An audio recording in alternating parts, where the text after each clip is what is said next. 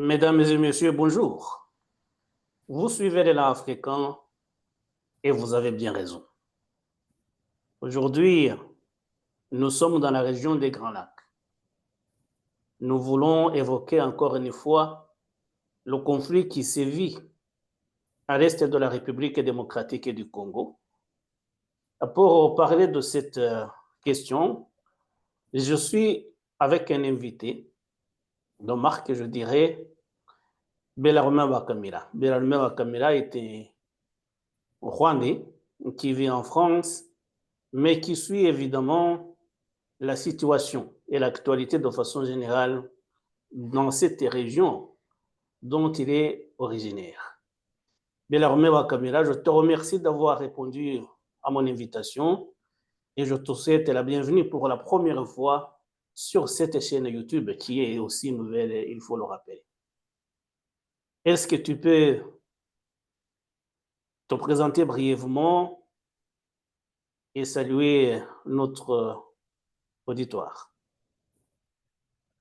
Bien, merci beaucoup pour cette invitation, Monsieur Kareg, pour cette invitation pour parler de la situation qui se vit dans notre région. Donc, pour me présenter, en fait, je vis en France et je suis un militant, en fait, je milite beaucoup dans des organisations qui luttent pour la paix dans les Grands Lacs. Je vis en France, comme tu l'as dit. Et on se retrouve beaucoup dans beaucoup des activités pour lutter pour nos droits. Merci. Merci à toi. Et Bellarmine, je peux dire que tu connais cette région beaucoup plus que moi, puisque tu es né au Congo. À l'époque, c'était le Zaïre. Même si tu es rwandais, mais tu es né au Congo. Et puis, tu y as vécu, évidemment. Et maintenant, et puis après, évidemment, tu as vécu au Rwanda, qui est ton pays. Et donc, ça veut dire que toi, tu connais mieux le Congo. Moi, par exemple, je ne connais pas beaucoup le Zaïre, même si, ou le Congo, même si je me suis rendu au moins dans l'Est une ou deux fois, mais toi, tu connais cette région. Quand tu essaies de voir ce qui s'y passe, je pense que tu dois avoir euh, un œil plus avisé que moi. Comment est-ce que tu peux présenter ce qui se passe dans cette région? Comment tu peux expliquer le conflit entre le M23 et la République, et la République démocratique du Congo? Brièvement, avant qu'on passe peut-être à l'essentiel. Bon. En fait, bon, sinon, parce que bon, pour la présentation, effectivement, je suis né au Zaïre, donc dans le Massissi. J'ai fait une partie de mes études secondaires à Bukavu. Et pour aller à Bukavu, j'ai fréquenté beaucoup la ville de Goma. Donc, c'est une région que je connais, c'est une région que je connais avant tous les conflits, parce que je peux vous dire que c'était une région où il faisait beau vivre, parce qu'à l'époque, il n'y avait pas vraiment tous ces dangers qu'on voit en ce moment. Et pour rappeler, j'ai travaillé, j'ai vécu un peu à Kigali aussi. Pour vous expliquer comment je comprends cette guerre, en fait, c'est des choses qu'en fait, peut-être les gens qui ne connaissent pas la région, mais c'est un conflit que, tel qu'on le présente, c'est un conflit purement économique, en fait. C'est une guerre d'exploitation illégale des minerais au Congo. Parce qu'il y en a qui le présentent comme un conflit ethnique, il y en a qui le présentent comme un conflit politique. Pour moi, c'est n'est rien de tout ça. C'est carrément des bandits qui se sont mis d'accord. Des bandits, je vais dire, c'est des bandits internationaux et des bandits locaux. Ils se sont mis d'accord. Ils ont formé des bandes armées pour aller piller les ressources du Congo.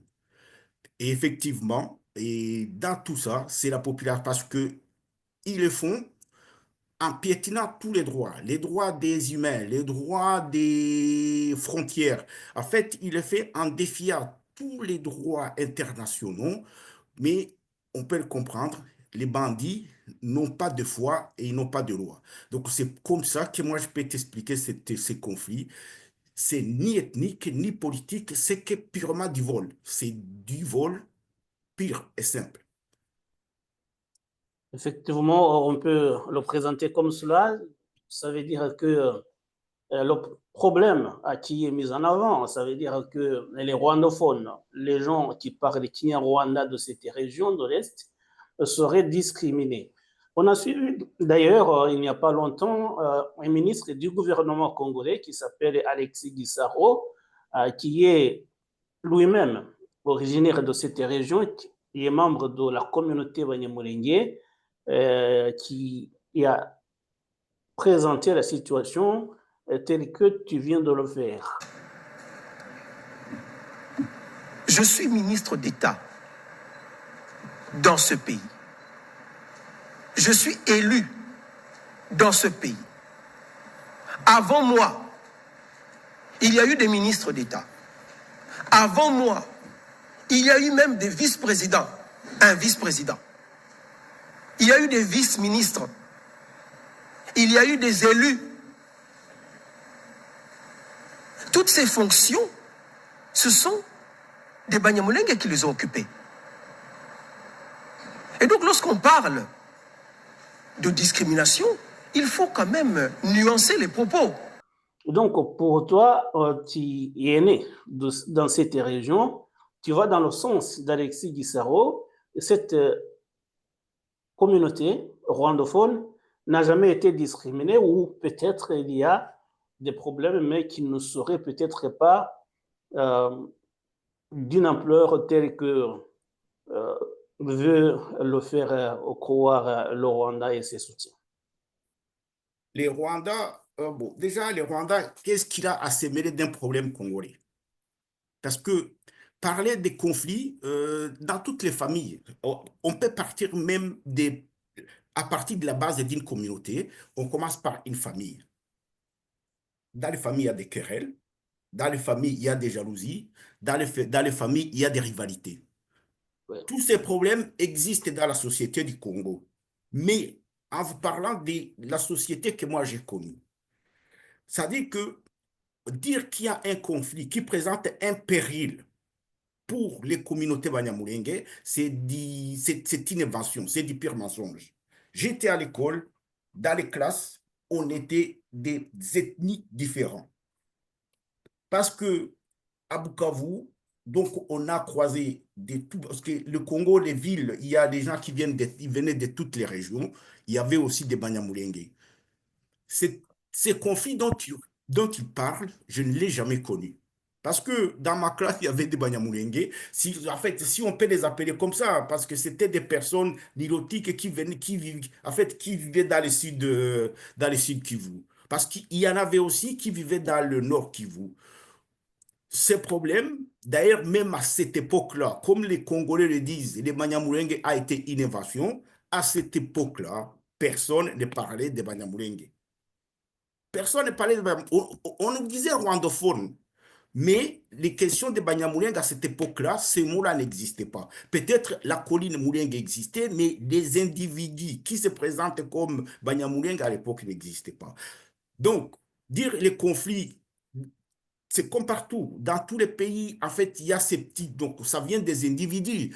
Dans toute communauté, il y en a qui cherchent où ça peut te faire mal pour te. Mais dire que c'était institutionnalisé, que l'État avait un racisme institutionnalisé, c'est pas vrai. Parce que ce soit les rwandophones de l'ethnie Tutsi, que ce soit les rwandophones de l'ethnie Hutu, au Zaïre, ils avaient accès aux écoles, ils avaient accès à tout ce qui peut être accessible. Donc, cette discrimination dont ils parlent, je ne crois pas qu'ils soient capables de l'expliquer. Je ne crois pas. Parce que purement et simplement que ça n'a jamais existé. Des conflits ou des vexations d'individus, ça, ça a pu exister. Mais dire qu'on a une discrimination qui était institutionnalisée, ça n'a jamais existé. Alors, comment tu peux présenter, par exemple, on a suivi dernièrement le général James Kabarebe, qui a dit qu'il y a une coopérative des agriculteurs qui s'appelle Magrivi, qui a été créée dans les années 80 et qui avait pour objectif justement de véhiculer cette idéologie génocidaire afin de s'en prendre à la communauté Tutsi. Est-ce que toi, la Magrivi, tu en as déjà entendu parler et comment tu peux répondre à James Kabarebe qui a présenté les choses comme cela? Bon, cette coopérative, je ne l'ai pas connue. Mais si ce sont des mots qui ont été prononcés par M. Kabarebe, d'emblée, moi, je ne peux pas lui donner de crédit. Parce que c'est un gars, le mot vérité, je ne sais pas s'il sait ce que ça veut dire, ou se présenter, dire les faits comme les faits ils sont, c'est pas dans son caractère. C'est un menteur né. Parce que même j'ai écouté bon, parce que des fois, c'est des petits paragraphes qu'on croise d'ici par là. Il raconte beaucoup de bêtises parce qu'il raconte beaucoup de bêtises, que ce soit dans sa guerre quand il était au FPR. Donc, c'était menteur. Donc, qu'est-ce que c'est qu'il dit? Moi, je ne peux pas d'emblée donner des crédits. Mais parler d'une coopérative où on enseignait l'idéologie du génocide, il faut qu'ils comprennent que ces mots génocide, des Tutsis, c'est après la guerre des années 90 qu'eux-mêmes ont commencé, qu'eux-mêmes, ils ont provoqué de la lutte armée au Rwanda et ça n'est suivi le génocide. Au Congo, il n'y a jamais eu l'idéologie de s'entretuer. C'est après, quand les réfugiés rwandais se sont retrouvés au Congo, que même les Congolais, ils vous disent, c'est la première fois qu'on voyait un homme prendre un couteau et exécuter un autre. C'est la première fois qu'ils ont vu toute une armée venir avec des armes lourdes et aller disséminer, aller jeter des armes sur des populations qui ne sont pas armées. Les Congolais ne connaissaient pas ça. Ils ne connaissaient pas ça. Les tueries, ils sont venus après 94. Moi, j'ai quitté cette région, moi, c'est dans les années 80. Quand vous parlez de la région, par exemple, je peux te donner un exemple. Quand tu parles de la ville de Goma, Sake, jusqu'à Massissi, cette route, on était des jeunes personnes. On pouvait à deux faire cette route des fois à pied sans avoir aucune inquiétude. Il n'y avait pas de banditisme, il n'y avait pas de risque de péril à cette époque-là. Même maintenant, même étant dans un véhicule, vous ne pouvez pas y aller en sécurité. Donc, parler des gens qui ont enseigné l'esprit des génocides, l'esprit des génocides, c'est dans sa tête. À cette époque-là, déjà, il faut comprendre, même quand vous observez les Congolais à ce moment, les civils à Goma, avant même la prise de Goma, les civils congolais Tutsis, ils vivaient paisiblement. Cet esprit de génocide, il a tiré où? Même à Bukavu, il y a beaucoup de Tutsis qui vivent, ils y vivent paisiblement. Cet esprit de génocide, il a tiré où? Après, il peut mentir. Peut-être qu'il y a des gens qui vont le croire, mais personnellement, je ne sais pas. Je ne sais pas comment il fait pour avoir des idées pareilles. Parce que c'est vraiment c'est dans un esprit diabolique où on peut inventer des choses comme ça. Ouais, bon, ouais, je pense effectivement que c'était des explications un peu fallacieuses. Et d'ailleurs, tirées sur les cheveux, moi j'ai été personnellement surpris quand j'ai entendu le même James Kabarebe prendre la défense d'un certain Bosco Ntaganda. Le général Bosco Ntaganda, c'était quelqu'un qu'ils ont battu aux côtés de Laurent Kunda Batware, qui était à la tête de cette rébellion. On peut dire que c'est la rébellion dont vient l'actuel M23. Il a été condamné par la Cour internationale, la Cour pénale internationale, à 30 ans de prison.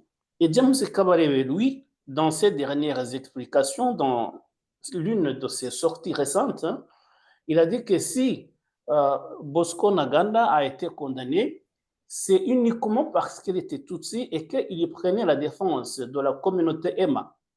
la communauté Emma qui est apparentée aux Tutsis et que jamais il n'a commis de crimes. Alors quand tu vois cela et qu'on sait maintenant que James Kabarebe est la première personnalité rwandaise à avoir subi des sanctions de la part des États-Unis, on comprend peut-être que c'est une façon de se défendre. Est-ce que tu connais la communauté Emma Bellaruna? La communauté Emma, c'est plutôt du côté du nord Kivu, je crois, mais vers la Béni. J'en ai croisé des Emma. Oui. J'ai croisé des Emma dans la ville de Bukavu. J'ai croisé des Emma qui, surtout parce que beaucoup, c'est qui, bon, j'en ai connu, il y en a qui étaient des pasteurs dans l'église anglicane. Et j'en ai connu des familles, en fait, qui ont des relations avec eux. Mais j'en ai pas connu, j'ai pas connu, en fait, la population. C'est-à-dire que des fois, quand on entre dans un village où il y a plusieurs personnes, là, on peut voir les mœurs des gens, on dit on connaît ces personnes. Mais les Emma, bah, quoi qu'on en dise, ce sont des Congolais. Parce que si les James Kabarebe les ont recrutés, je ne sais pas si vraiment ça a pris. Parce que déjà, si les Tutsis du Nord Kivu, il y a, il y en a qui étaient des personnes avec qui j'étais à l'école, il y en a que je connais, bon, il y en a beaucoup, on n'est plus en contact, mais que j'ai leurs nouvelles. Ceux qui ont adhéré à l'idéologie du FPR, c'est-à-dire que l'idéologie que FPR a implantée dans cette région, vous prenez les armes, on tue les gens, on les ravit leurs biens, on exploite les minerais. Il n'y en a pas tant que ça. Il n'y en a pas beaucoup. Il n'y en a pas beaucoup parce que la population, ils sont très nombreux là-bas. Il y en a, c'est des paysans, ils vivent normalement. Il y en a qui ont des enfants qui partent, parce que des fois, il faut comprendre que quand quelqu'un n'a pas de travail, on peut le recruter. Il y va tout simplement pour gagner quelque chose, pas pour l'idéologie que eux amènent. Dans ces sillons, il y en a aussi des personnalités d'autres ethnies qui y vont. C'est-à-dire que dire que c'est Timena qui défendait les Emma, c'était une idéologie de terreur qu'ils ont voulu mettre dans cette région. Montrer à la face du monde qu'il y a un racisme qu'il faut qu'ils combattent. Mais sinon, je ne crois pas qu'il y ait en fait, je ne crois pas qu'ils puissent défendre ces gens-là. Parce que j'ai même Taganda, je ne sais pas s'il est d'origine, de quelle région, parce que je n'ai pas suivi trop son histoire. Je ne sais pas s'il est du Nord Kivu ou de Beni ou de Sud Kivu, je ne connais pas ses origines. Ouais, il doit être de Massissi ou de Rutshuru, mais dans tous les cas, il n'est pas Emma Louis. Et Ah, il n'est justement, on pas s'est Hema. posé la question de savoir pourquoi c'est lui qui irait défendre justement cette communauté qui, d'ailleurs, contre qui, on ne sait pas, d'autres communautés qui seraient en conflit avec les Emma. Mais pourquoi est-ce que serait le général Bosco Ntaganda, qui a été au sein des effectifs de l'armée rwandaise, pourquoi est-ce que ce serait lui qui irait défendre cette communauté-là? C'est un peu étonnant, quoi, effectivement. Mais la question, mais qui il est déjà pour aller défendre toute une communauté? Qui il est? Qui lui a délégué? Qui lui a donné cette mission d'aller défendre une population? C'est ça tout ce qui ne se comprend pas, en fait. Que ce soit lui, ou Kagame, ou Kabarebe, qui se disent les défendants de leur ethnie, il faudra qu'il m'explique, en fait, qui il est pour le faire. Ouais, voilà, c'est la question justement que beaucoup de gens se posent. Et pour revenir justement à l'intervention d'aujourd'hui, de ce matin, de Paul Kagame, le président rwandais, qui avait convoqué à tous ses soutiens dans la salle de l'Arena à Kigali, moi j'ai pris le temps de le suivre. Hein. Et justement, il a encore une fois présenté les explications qui sont maintenant connues, qu'il y a la communauté rwandophone de l'Est du Congo qui serait discriminée et menacée. Mais ce qui m'a frappé personnellement, c'est qu'il a accusé la Belgique, l'ancienne puissance coloniale de cette région, c'est la puissance coloniale qui avait la tutelle du Congo. D'ailleurs, on présentait le Zaïre, pardon, le Congo comme étant le Congo belge et le Rwanda et le Burundi. Et lui, s'il y a des sanctions qui sont maintenant en train d'être prises contre le Rwanda, c'est à cause de la Belgique. La Belgique, qui effectivement a joué un rôle, on a suivi le ministre des Affaires étrangères, mais ce qui est étonnant, c'est qu'il oublie la responsabilité que le Rwanda, dirigé par lui-même, Paul Kagame, sa responsabilité dans la déstabilisation, dans l'insécurité qui règne maintenant à l'est de la République démocratique du Congo. Il n'en parle pas. Il met tout simplement les problèmes qu'est en train de vivre son pays sur le dos de l'ancienne puissance coloniale qui est la Belgique. Comment tu peux expliquer cela, Bellarmin? Pourquoi est-ce que Paul Kagame se défausse maintenant sur notre pays? Et d'ailleurs, pourquoi il choisit la Belgique? Et pour cela, justement, parce que c'est l'ancienne puissance coloniale ou il y a une autre raison? ibyago bimwe dufite ni ukuba twarakoronejwe n'agahugu gato nk'u Rwanda, ndetse ako gahugu kagatema u Rwanda kakarucamo ibice kugira ngo rungane nkako.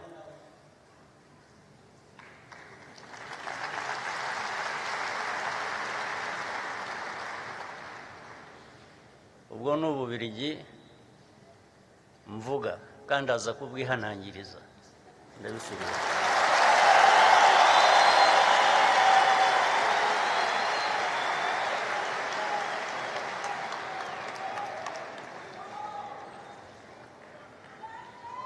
Ububiligi bwishe u Rwanda bukica Abanyarwanda amateka aya yose arenze 30 gusa, imyaka 30 gusa,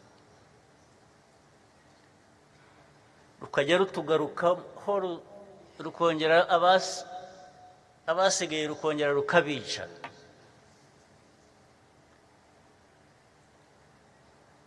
Twarabihanangirije kuva kera, turaza kubihanangiriza n'ubu ngubu.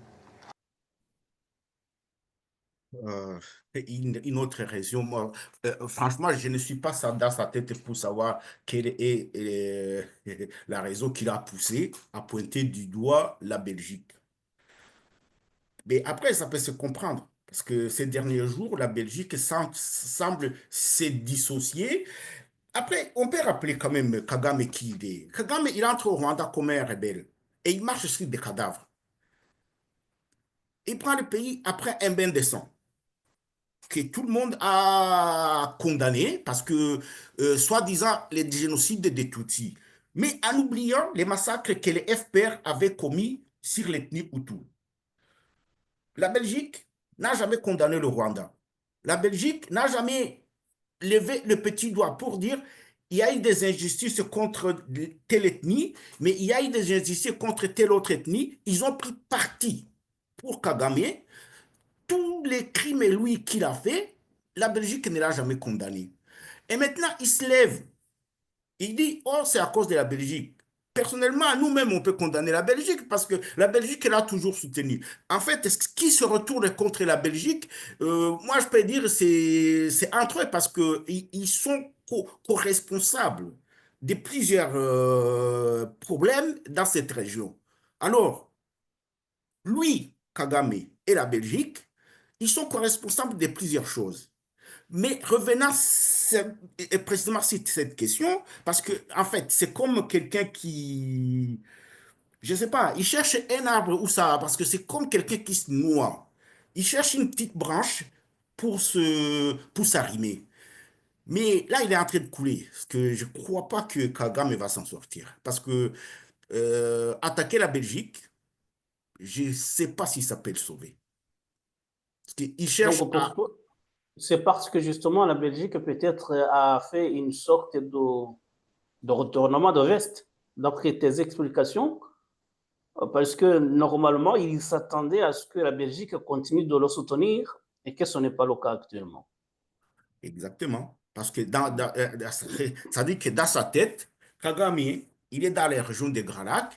C'est un bandit qui peut tuer tout ce il peut faire tout ce qu'il veut et personne ne va lever son petit doigt parce que il y aura la Belgique pour les défendre, et il y aura les Nations Unies pour les défendre, et il y aura tous ces bandits du monde pour les défendre. Et là, maintenant, ça l'étonne, parce qu'il dit, mais moi, maintenant, j'ai toujours fait des bêtises, personne n'a rien dit. Et maintenant, la Belgique, c'est comme un enfant gâté, en fait, parce que un enfant gâté, il casse tout dans la maison, on lui dit rien, mais une fois que quelqu'un le gronde, il se met à pleurer, donc il crie à l'injustice. Donc, Kagame, en fait, peut-être ce qui l'étonne, c'est que la Belgique le condamne, mais franchement, je ne comprends pas comment lui, dans sa tête, son fonctionnement, je ne peux pas l'expliquer. Parce que je ne sais pas si c'est quelqu'un d'inconscient, qu'il fait des choses, donc, tout ce qu'il a fait, lui-même n'en est pas conscient, mais voir qu'il est condamné et peut-être dans sa tête qu'il se croit innocent, ça, je ne sais pas. En fait, c'est des analyses que je fais dans ma tête, mais je ne comprends pas. Parce que s'attaquer à la Belgique, c'est peut-être essayer de, comment dire, parce que je ne sais pas trouver le mot en français, c'est comme en fait essayer de pointer les doigts pour l'intimider. Mais est-ce que ça va marcher? Bon.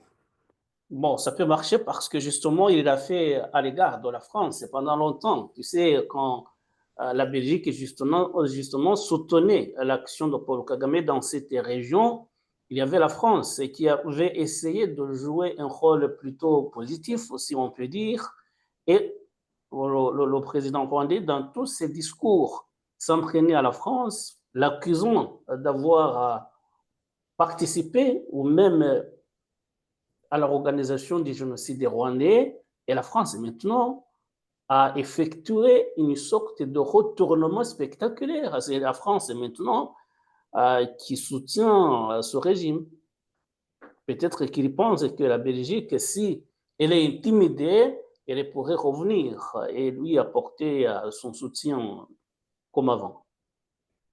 Parlant de la France, j'ai une autre analyse. Parce que en fait, tout a changé, je crois, c'était avec Sarkozy, où il y a eu un rapprochement avec le Rwanda. Et Hollande, il n'a pas fait grand-chose, mais là où ça s'est aggravé, c'est avec Macron. Là, on peut l'observer, parce que la politique française, on est quand même tout près, on la suit. Mais c'est question des régimes et question des personnes. Et pour qui un président français, c'est lui qui roule pour quels intérêts? Parce que dire que, en fait, Sarkozy et Macron, ce sont des personnes qui sont, ça, c'est pas moi qui le dis, c'est beaucoup des politiciens français qui le disent, ce sont des personnes qui se sont inféodées aux Américains. Et parlant des Américains, c'est aussi les personnes. Il faut savoir que le Parti démocrate, c'est un parti qui a soutenu le Rwanda aussi. Je crois que c'est dans cette même même mouvance en fait, parce que s'il a traîné la France dans la boue, c'est parce qu'en fait lui il se sentait soutenu par les Américains et il était conscient que si les Français n'iront jamais affronter ou n'iront jamais défier les Américains pour les condamner lui. Je crois que c'est dans cette situation qu'il s'est trouvé, en fait, où il s'est trouvé intouchable, parce que les gouvernements américains de l'époque les soutenaient sans condition, en fait. Ouais, ouais, c'est vrai, c'était un soutien inconditionnel. Et quand tu suis maintenant l'évolution dans la diplomatie régionale concernant cette situation de l'Est démocratique du Congo, on sent quand même que Paul Kagame est en train de marquer des points. Tu sais, il a réclamé pendant longtemps le départ de la SAMI-DRC, la mission des pays de la communauté économique australe, de l'Afrique australe, qui avait envoyé un contingent à l'Est, notamment l'Afrique du Sud, le Malawi et la Tanzanie notamment. Il avait réclamé leur départ et maintenant il l'a obtenu. Parce que le dernier sommet de la SADC a sonné la fin de cette émission. Et puis, il réclamait le dialogue direct entre Kinshasa et la rébellion de 2023. Il vient aussi de l'obtenir. Est-ce que tu penses que dans le même ordre d'idées, il peut parvenir à convaincre la communauté internationale, comme il semble en position de plus en plus quand même, je ne dirais pas de force, mais il est en train de gagner des points avec l'appui de certains pays de cette région. Est-ce que tu penses que, d'abord, qu'est-ce que tu dis de ces derniers développements de la samedi RC et puis de l'initiative de Lorenzo de demander à Tshisekedi de discuter directement avec la rébellion? Et puis, tu me diras si, comme je te posais la question, s'il peut parvenir à renverser la situation de façon durable. La question est compliquée parce que la diplomatie internationale, est-ce que ce sont des... En fait, quand on parle de la communauté internationale, bon, déjà, chacun a sa définition. La diplomatie internationale ou la communauté internationale, on peut croire que ce sont des gouvernements des pays occidentaux. Des fois, ce sont des fondations, ce sont des personnes qui sont extrêmement puissantes ou des multinationales qui sont extrêmement puissants, qui dirigent même, qui dirigent tous les commerces. Des fois, quand on parle par exemple de Glencore, c'est une société qui vend les minerais dans le monde, c'est des entreprises extrêmement puissantes. Mais lui, dans les systèmes, c'est un petit pion en fait. C'est un petit pion. Apparemment, un pion qu'on est en train de lâcher, mais est-ce qu'ils vont les lâcher complètement ou ils vont garder quelques petits ficelles? Est-ce qu'il peut renverser la tendance? Parce que tout ce qu'il fait Kagame, lui, c'est parce que c'était quelqu'un qui a vendu son âme. Il ne le fait pas pour le peuple rwandais. Il ne le fait même pas pour, si on peut le dire, il ne le fait pas sous son ethnie qu'il appelle menacé. C'est un bandit qui est là, qu'on manipule pour des intérêts des multinationales et des fondations et des personnes que nous, on ne voit pas. Renverser la tendance. De toute façon, s'il s'est maintenu au pouvoir au Rwanda, ce n'était pas par sa force. Il est maintenu, il est sous perfusion, il est maintenu, il est tenu par des multinationales. Est-ce que ces multinationales, parce que là, on n'a pas évoqué, mais il y a Donald Trump. Donald Trump, c'est un président américain qui est contre tout cet état profond, tous ces multinationales, même c'est pourquoi il est combattu même aux États-Unis, c'est qu'on appelle cet état profond. Ce sont des commerçants, c'est des grands commerçants. On parle pas, on parle de ces gens qui vendent des commerçants qui exploitent le pétrole, qui exploitent les minerais. Tous ces états profonds qui ont monopolisé l'économie mondiale et qui chapeautent les politiques partout au monde. Donald Trump, il est combat. Et même beaucoup d'évolutions qu'on a observées, c'est quand il a gagné les élections aux États-Unis. Moi, ce que j'observe, que soit tout le monde prend peur, ou soit ils disent si la politique de Donald Trump marche et qu'elle commence à nous secouer, on risque d'être trempé dans beaucoup de choses. Ce qui se passe, nous, on n'est pas là, on n'est pas au courant, mais renverser la tendance, je ne crois pas que ça soit, en fait, moi, que je sois capable de le savoir. Je ne sais pas. Est-ce que ces gens qui le soutiennent arriveront soit à négocier avec Donald Trump? Il dit, tu veux renverser l'ordre mondial, mais laisser faire nos business tranquilles. Est-ce qu'il va complètement renverser la table? Parce qu'en fait, ces gens, ils dévancent, en fait, tout ce qui peut arriver après. Parce qu'ils ont commis beaucoup de crimes, ils ont commis beaucoup de choses. Mais lâcher Kagame est comme ça, c'est pas par leur volonté ou par la bonté. Parce que dit maintenant, on a pitié des Congolais, on va sanctionner Kagame. Il se passe quelque chose que nous, on ne connaît pas. Il se passe quelque chose. Ah oui. Et donc, tu penses que le fait de retirer la samedi RSI de l'Est de la République démocratique du Congo, le fait que le président Lorenzo demande à Tshisekedi de discuter directement avec la rébellion, est-ce que tu penses que ça peut être du fait de l'influence américaine de l'administration Trump? Non, non, non, non, non, non, non. C'est pas justement à cause de l'administration Trump. C'est plutôt le travail de tous ces gens qui travaillent en sous-marin. Parce qu'il faut comprendre qu'il y a il y a une réunion, tous ces Moussa Fakir, en fait, Kagame, Kagame, il n'est pas seul. Kagame, c'est lui qui est devant, c'est lui qui est sur terrain. Mais la logistique, les financements et tout ça, même si on se pose la question, tu es Rwandais, tu connais l'économie du Rwanda.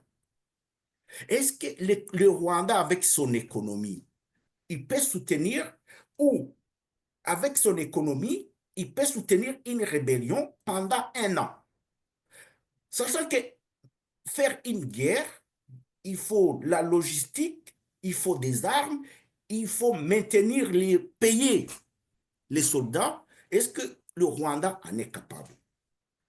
Parce que on tombe dedans, on dit Kagame, Kagame, mais franchement, Kagame, dans l'histoire, c'est un petit pion.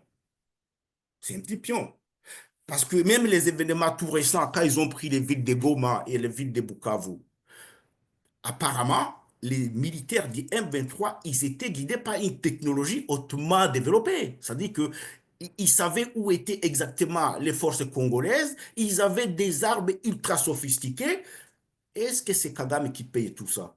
Les satellites et Kagame, est-ce que le Rwanda a des satellites pour guider les militaires sur le sol? Donc, Donc, on pointe les doigts à Kagame, mais dans l'histoire, lui aussi, en fait, c'est pour ça, moi, je me demande s'il est normal dans sa tête. Parce qu'il se met devant les gens, il commence à insulter la Belgique. Qui est-il, Kagame, pour faire ça? C'est un petit pion dans l'histoire, c'est une petite mouche qu'on peut écraser avec un doigt.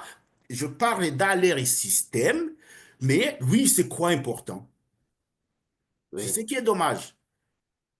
Et on tombe dedans, oh Kagame, et on lui donne un peu la force aussi, parce que quand on dit Kagame, il est si malade qu'il est, il croit que quand les gens ils disent oh, c'est Kagame qui attaque le Congo, lui dans sa tête, ah oui, mais je suis important, moi j'attaque le Congo. Mais la réalité, elle n'est pas là. Kagame, un petit voyou qui vendait des œufs dans les rues de Kampala, comment il peut attaquer le Congo? Comment il peut diriger un pays et faire taire toute une population? Ouais. Il faut dire quand même Les gens que devraient se poser la question et savoir vraiment la réalité, savoir qui est l'ennemi de la population dans cette région. Même, je peux en profiter et parler aux populations ou aux officiels congolais, parce que beaucoup, ils négocient avec... Donc, bon, apparemment, maintenant, ils vont signer des accords avec les Américains. Peut-être l'administration Trump va changer les choses, mais Trump, ça reste un capitaliste, c'est un homme d'affaires. C'est-à-dire que lui, c'est l'intérêt de l'argent qui l'intéresse. C'est-à-dire qu'un business, un homme d'affaires, ça veut dire quoi? Il va acheter, si quelqu'un vend le meilleur prix, il prend là où il a l'avantage financier. Où est-ce qu'il va pencher? Et ça, beaucoup de gens devaient se poser des questions. Parce que les revirements, là, il n'y a rien de fait, mais on ne sait pas comment ça va évoluer.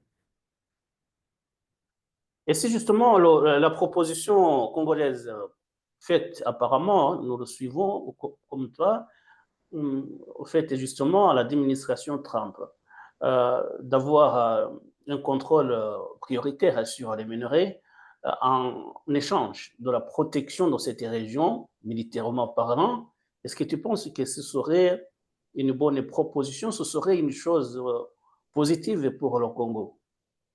Non, positive. En fait, les Congolais doivent comprendre que s'ils ne prennent pas le courage de s'organiser et se défendre, ce n'est pas Trump qui va le défendre. Trump, c'est un homme d'affaires. Trump, il voit les business, il voit les affaires. Et même, ils doivent savoir aussi dans l'histoire, hein, ce Mais il sont y les... aurait un deal, un accord. Ça veut dire, je Cet vous prends accord, les minerais et je vous protège. est-ce que ce deal, il sera plus avantageux que voler les minerais et les prendre gratuitement? Parce que la question, c'est question de... Depuis 30 ans, les minerais, ils sont pris. Kagame, on lui laisse des miettes, hein, parce que dire que Kagame, il vole des minerais aussi, lui, il dit, ah oui, oui, oui, oui, je suis un gros voleur, je vais voler des minerais au Congo. Lui, il prend pour le compte de quelqu'un. Il a un salaire dans cette histoire. Un salaire de combien, on ne sait pas. Mais ces gens qui prennent les minerais, il y a des Américains dedans. Mais s'ils trouvent que continuer dans les statu quo, prendre des minerais gratuitement, c'est plus avantageux, pourquoi ils ne vont pas le faire? Parce que apparemment, les Congolais montrent une faiblesse. Ils montrent une faiblesse inouïe parce que et ça, les Anglo-Saxons, quand on observe, ils n'aiment pas des gens faibles. Vous êtes faible, ils vous écrasent. Et les Congolais viennent pleurnicher. Devant un Anglo-Saxon, on ne pleurniche pas. On négocie, combien vous amenez, ou sinon, si vous n'êtes pas capable de protéger ce que vous avez, je le prends. Parfait. Moi, c'est mon analyse, c'est comme ça que je vois les choses. Mais dire que, par exemple, Kagame et les événements où il a réussi à avoir les avancées avec le départ de l'armée de la SADC, il faut comprendre que tous ces présidents, ils sont téléguidés. Parce que c'est le problème des politiciens africains. Il n'y en a pas un qu'on peut dire qu'il a l'indépendance d'agir. C'est-à-dire que les ordres, ils viennent de quelque part. On lui dit, bon, écoute, il faut faire comme ça, il faut faire comme ça. Donc, d'ailleurs, c'est un événement si la SADC s'en va, parce qu'ils n'ont pas empêché la prise de Goma. Ils n'ont pas empêché les M23 d'avancer. Donc, s'ils partent ou s'ils restent, ça change quoi? Ça reste la même chose. Bah oui. Bellarmin, si tu étais à la place du président congolais, disons que tu es justement à la place de Félix Tshisekedi pour résoudre ce problème quand même qui est un problème compliqué, hein, complexe, de l'insécurité dans l'Est de la République démocratique du Congo. Quelle est la décision que tu prendrais en premier lieu pour résoudre cette crise? La place de Tshisekedi. Donc, parce que je vois beaucoup de gens qui le critiquent. Hein. Je suis les réseaux Ah non, sociaux. Tshisekedi, personnellement, je ne peux pas les critiquer. Parce que, en tout cas, je ne peux pas les critiquer. Parce que quand on a observé le Congo depuis des années, enfin, on commence avec Kabila. Parce que les autres, ça. Quand Tshisekedi il est arrivé au pouvoir, c'est la première fois que les Congolais se sont insurgés publiquement, à l'aise, contre ce qui leur arrive. Au moins, rien que ça, il est arrivé à pointer le doigt. Il dit, nous avons un problème, ce problème, il vient du Rwanda. Le Rwanda au large pour venir nous attaquer. Quoique, bon, peut-être il parle diplomatiquement, il parle du Rwanda, mais moi je sous-entends que quand il parle du Rwanda consciemment, il sait que le Rwanda est armé par quelqu'un. Au moins, rien que ça, c'est-à-dire pointer du doigt le mal, c'est déjà beaucoup. Maintenant, l'exécution ou comment ça procéder pour se débarrasser ou pour résoudre le problème, ça, en tout cas, je n'aimerais pas être à sa place parce que c'est pas quelque chose de très facile. Il a hérité déjà des politiciens qui n'ont vécu que dans la corruption. Les politiciens congolais, en fait, ils ont un mot, ce qu'on appelle COP, ils font des négociations. Lui, il dit, moi, j'ai combien dedans? C'est-à-dire que ce sont des gens qui sont dans les business. Comprendre ce que c'est qu'un État, ils ne connaissent pas. Comprendre qu'il y a besoin de finances pour que l'État vive, pour que les écoles vivent, pour que l'armée vive, ils ne connaissent pas. Donc, c'est-à-dire qu'entrer dans une politique où il y a les fonctionnaires, les militaires, que tout le monde est corrompu, je ne crois pas qu'il ait une tâche facile. Je ne crois pas qu'il ait une tâche facile. Mais tout simplement, moi, la question, c'est ce que je dis toujours, parce que après, moi, ce que je lui reproche, c'est qu'il est trop gentil. Parce que moi, à sa place, moi, il faut qu'il apprenne à couper les têtes. Parce que moi, à sa place, je serais très sévère. Très, très, très sévère. C'est-à-dire qu'on accuse quelqu'un, il a volé 57 millions, on le met en prison 1 an. Par quelle manœuvre, moi, je ne sais pas. Des années, quelques mois après, il se retrouve au gouvernement ou il se retrouve président de l'Assemblée. Rien que pour l'exemple, c'est pas bon, c'est pas bien ça. C'est-à-dire qu'un président d'un pays comme ça ne doit pas être gentil. On n'est pas président parce qu'on n'est pas aimé par le peuple parce qu'on est gentil. On est aimé par le peuple parce qu'on les défend, parce que le peuple y vit bien. C'est là où seulement le seul défaut que je lui trouve, il est trop gentil. Et un président, il faut voir comment moi, je lui donne toujours l'exemple des Chinois. Les Chinois, un fonctionnaire, même s'il a une corruption de 10 dollars, on lui coupe la tête.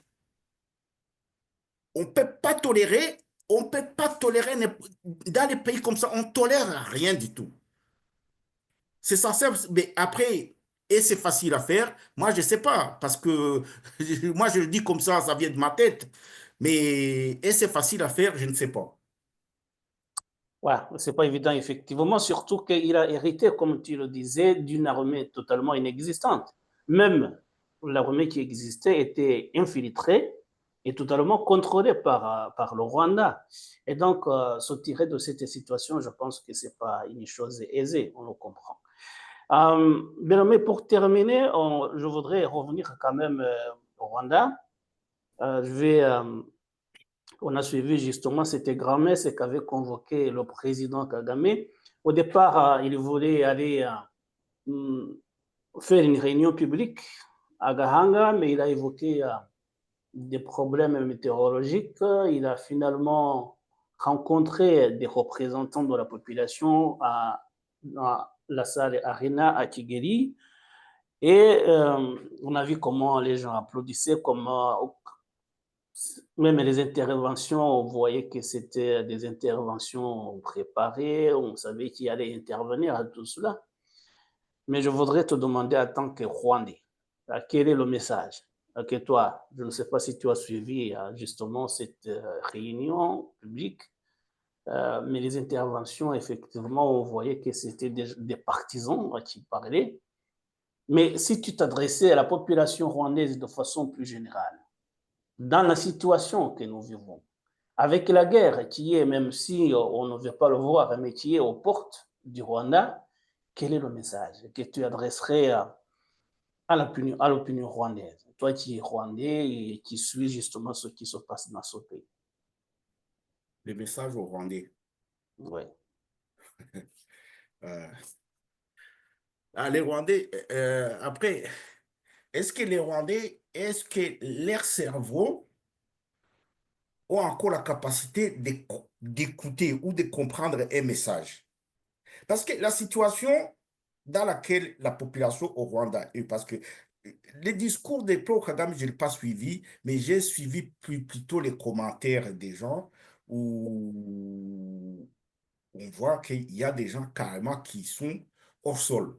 C'est-à-dire, ils racontent des histoires euh, en fait, qui s'adaptent pas. En fait, je ne sais pas où est-ce qu'ils vivent.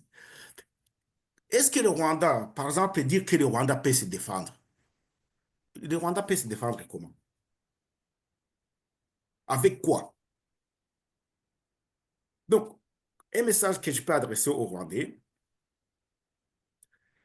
si c'est encore possible, parce que c'est question, franchement, de rétrograder, est-ce que de réfléchir si vraiment ils méritent de vivre comme ça. Et savoir qu'étant humain, si il leur reste un peu d'énergie, qu'ils s'en servent pour se débarrasser de Kagame. C'est le seul message. Si il leur reste un peu de force, qu'ils s'en servent pour se débarrasser de Kagame. Parce que un individu qui regarde sa population avec beaucoup de mépris, avec beaucoup d'orgueil, avec... Non, mais, et les gens ne peuvent rien, ils se sentent impuissants devant un tel individu, je ne sais pas si on peut tomber plus bas. Je ne sais pas. Je ne sais pas. On Mais observe plutôt effectivement une sorte de résignation parce qu'ils ne peuvent pas bouger, il y a beaucoup de répression.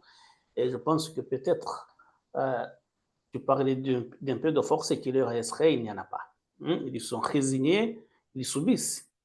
Ils n'ont pas de possibilité. S'il y en avait, ils se seraient débarrassés de leur président, comme tu le dis.